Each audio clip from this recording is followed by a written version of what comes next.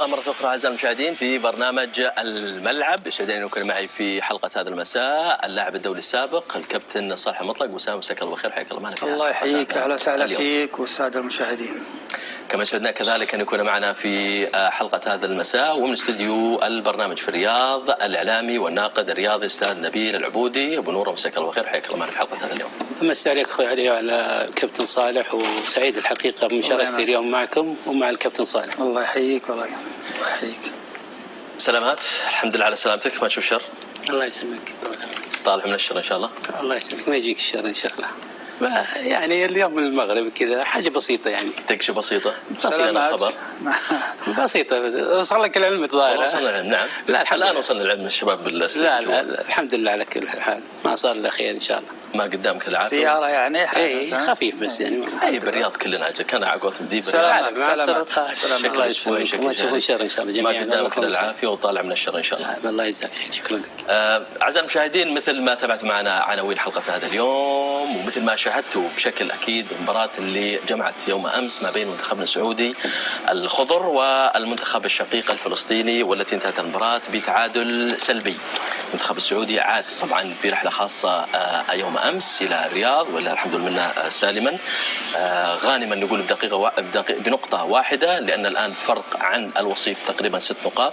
المنتخب الإماراتي فقد استأنف إذا المنتخب السعودي أعزائي المشاهدين الأول كرة القدم صباح اليوم الثلاثاء تدريباته على ملعب الأمير خالد بن سلطان بنادي الشباب، وذلك استعدادا لمواجهة القادمة أمام تيمور الشرقية يوم الثلاثاء القادم مشيئة الله ضمن مباريات المجموعة الأولى من تصفياته الآسيوية المشتركة المؤهلة لكأس العالم 2018 وكأس آسيا 2019.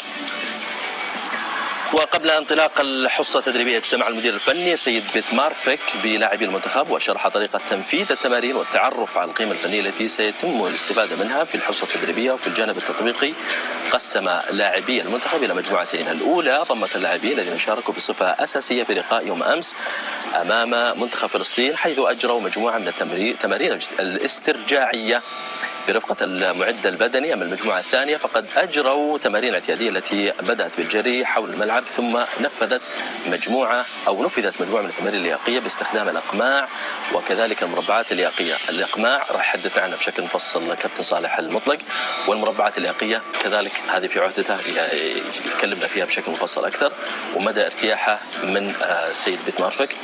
إذن وذلك ليطبق بعدها السيد بيتمارفيك مجموعة من الجمل التكتيكية التي تركزت على تنويع اللعب ولعب الكرة السريعة. الجدير بذكر أنه منح المدير الفني للمنتخب السعودي سيد بيتمارفيك لاعبي المنتخب راحة عن الحصة التدريبية المسائية، واتاحت الفرصة للاعبين الخروج من المعسكر والالتقاء بأسرهم على أن يعاودوا الانتظام مجددا للمعسكر مساء غدا الأربعاء مشيئة الله المقام في فندق دبل تري هيلتون.